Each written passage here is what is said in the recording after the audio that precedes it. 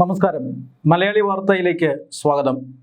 ബംഗളൂരുവിൽ പ്രധാനമന്ത്രി നരേന്ദ്രമോദി പങ്കെടുത്ത പരിപാടിയുടെ വേദിക്ക് തൊട്ടരികിൽ, അതായത് പ്രധാനമന്ത്രി പരിപാടിക്ക് പങ്കെടുത്ത വേദിയുടെ 3 കിലോമീറ്റർ മാത്രം അകലെ സ്ഫോടക വസ്തുക്കൾ കണ്ടെടുത്തത് വലിയ രീതിയിൽ പരിഭ്രാന്തി പരത്തിയിരിക്കുകയാണ്.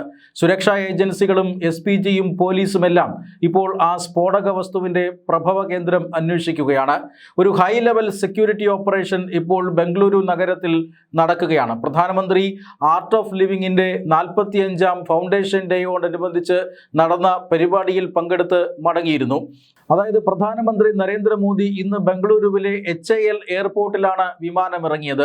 അദ്ദേഹം വരുന്നതിന് ഏറെ സമയം മുമ്പ് തന്നെ, അതായത് അതിരാവിലെ തന്നെ അവിടുത്തെ ഒരു ലോക്കൽ പോലീസ് സ്റ്റേഷനിൽ പ്രധാനമന്ത്രി വന്നിറങ്ങുന്ന ഈ എയർപോർട്ടിലും അതുപോലെ തന്നെ പ്രധാനമന്ത്രി പങ്കെടുക്കുന്ന ആർട്ട് ഓഫ് ലിവിംഗ് ഇന്റർനാഷണൽ സെന്ററിലും ബോംബ് സ്ഫോടനം ഉണ്ടാകുമെന്നൊരു ഭീഷണി സന്ദേശം എത്തിയിരുന്നു.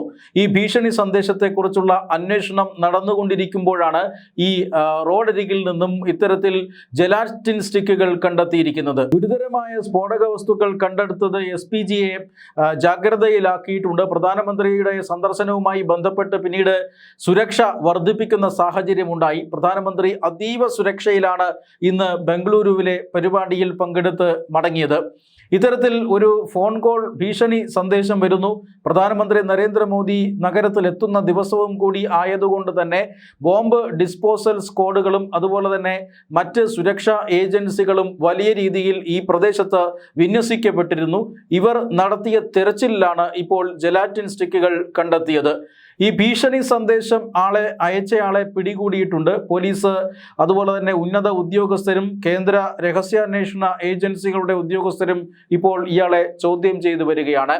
ഇയാളെ പോലീസ് തിരിച്ചറിഞ്ഞിട്ടുണ്ട്. അതായത് പോലീസ് സമാനമായ ഭീഷണികൾ ഇയാൾ നേരത്തെയും പോലീസിന് നൽകിയിട്ടുണ്ട്. അന്നൊക്കെ ഇതൊരു വ്യാജ ഭീഷണി സന്ദേശമായിരുന്നു. മാത്രമല്ല ഇയാൾ മാനസിക അസ്വാസ്ഥ്യം ആ സമയത്ത് പ്രകടിപ്പിക്കുകയും ചെയ്തിരുന്നു. ഇതിനു മുമ്പ് ഒന്നിലേറെ തവണ ഇത്തരത്തിൽ ഭീഷണി സന്ദേശം അയച്ചതിന് അറസ്റ്റിലായ വ്യക്തിയാണ് ഇപ്പോഴും ഭീഷണി സന്ദേശം അയച്ചിരിക്കുന്നത്.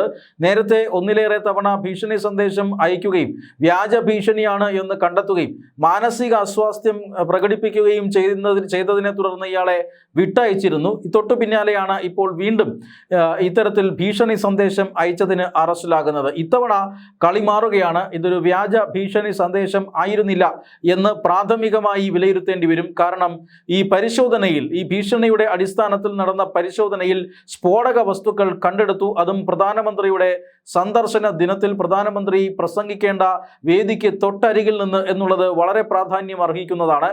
സുരക്ഷാ വീഴ്ചയുണ്ടോ എന്നുള്ളതിനെ കുറിച്ചും ഇപ്പോൾ പ്രധാനമന്ത്രിയുടെ പ്രത്യേക സുരക്ഷാ വിഭാഗമായ SPG അന്വേഷിച്ചു വരികയാണ്. കനകപുര റോഡിലാണ് ഈ ജലാറ്റിൻ സ്റ്റിക്കുകൾ കണ്ടെത്തിയിരിക്കുന്നത്. ആർട്ട് ഓഫ് ലിവിങ്ങിൻ്റെ അല്ലെങ്കിൽ ആർട്ട് ഓഫ് ലിവിങ് എന്ന ഫൗണ്ടേഷൻ്റെ 45ാം സ്ഥാപക ദിനം, ആർട്ട് ഓഫ് ലിവിങ്ങിൻ്റെ ആചാര്യനായിട്ടുള്ള ഗുരുദേവ് ശ്രീ രവിശങ്കറിൻ്റെ 70ാം പിറന്നാൾ എന്നീ ആഘോഷങ്ങളാണ് വിപുലമായ പരിപാടികളോടുകൂടി ബാംഗ്ലൂർ നഗരത്തിൻ്റെ പ്രാന്തപ്രദേശത്ത് നടക്കുന്നത്. ആർട്ട് ഓഫ് ലിവിങ്ങിൻ്റെ കേന്ദ്രത്തിലാണ് അത് നടക്കുന്നത്. അതിൽ പങ്കെടുക്കാനാണ് പ്രധാനമന്ത്രി നരേന്ദ്രമോദി ഇന്ന് ബംഗളൂരുവിൽ എത്തിയത്. അദ്ദേഹത്തിൻ്റെ വരവ് പ്രമാണിച്ച് കനത്ത സുരക്ഷയാണ് ബംഗളൂരു നഗരത്തിൽ ഏർപ്പെടുത്തിയിരുന്നത്.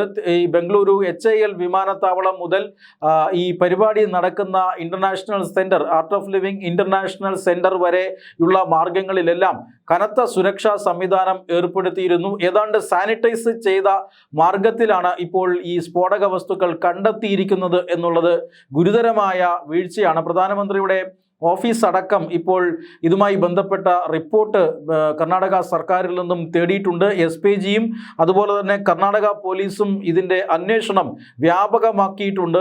ആരാണ് ഈ സ്ഫോടക വസ്തുവിൻ്റെ പിന്നിൽ, അല്ലെങ്കിൽ എന്തായിരുന്നു ഈ സ്ഫോടക വസ്തുക്കളുടെ ഉദ്ദേശം എന്നൊക്കെയാണ് ഇപ്പോൾ അന്വേഷിച്ചു വരുന്നത്. പ്രധാനമന്ത്രിയുടെ സന്ദർശന ദിവസം തന്നെ ഇങ്ങനെ പ്രധാനമന്ത്രി പങ്കെടുക്കുന്ന വേദിയുടെ ഏതാണ്ട് 3 കിലോമീറ്റർ ചുറ്റളവിനുള്ളിൽ ഇത്തരത്തിൽ സ്ഫോടക വസ്തു വസ്തുക്കൾ കണ്ടെത്തിയത് SPGയെയും അതുപോലെ തന്നെ മറ്റ് സുരക്ഷാ വിഭാഗങ്ങളെയും എല്ലാം ആശങ്കയിലാക്കിയിട്ടുണ്ട്.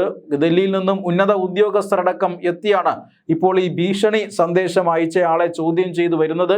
ഭീഷണി സന്ദേശം അയച്ചയാൾക്കും ഈ സ്ഫോടക വസ്തുക്കൾക്കും തമ്മിൽ ബന്ധമുണ്ടോ എന്ന കാര്യമാണ് ഇപ്പോൾ തിരക്കുന്നത്. ഇതുമായി ബന്ധപ്പെട്ട സ്ഥിരീകരണങ്ങളൊന്നും എത്തിയിട്ടില്ല. കഴിഞ്ഞ ഏതാനും ദിവസങ്ങളായി പ്രധാനമന്ത്രി നരേന്ദ്രമോദി പശ്ചിമ ബംഗാളിൽ തെരഞ്ഞെടുപ്പ് പ്രചരണത്തിലായിരുന്നു.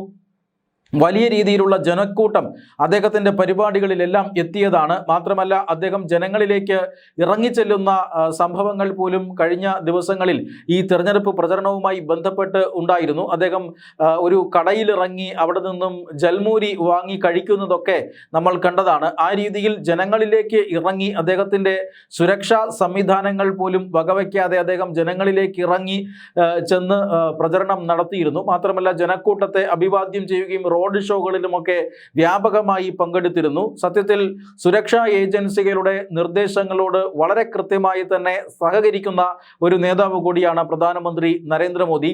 അദ്ദേഹത്തിന് രാജ്യം വലിയ രീതിയിലുള്ള സുരക്ഷയാണ് ഏർപ്പെടുത്തിയിട്ടുള്ളത്. അദ്ദേഹത്തിനെതിരെ നേരത്തെയും വധശ്രമങ്ങൾ ഉണ്ടായിട്ടുള്ള ഒരു സാഹചര്യമുണ്ട്. പ്രധാനമന്ത്രി ആയിരിക്കുമ്പോഴും അതിനു മുമ്പുമെല്ലാം അദ്ദേഹത്തെ വധിക്കാനുള്ള ശ്രമങ്ങൾ SPG പരാജയപ്പെടുത്തിയിരുന്നു. അതിനുശേഷമാണ് അതിന് തൊട്ടു പിന്നാലെയാണ് ഇപ്പോൾ ബംഗളൂരുവിൽ വെച്ച് ഇത്തരമൊരു സംഭവം ശ്രദ്ധയിൽപ്പെടുന്നത്.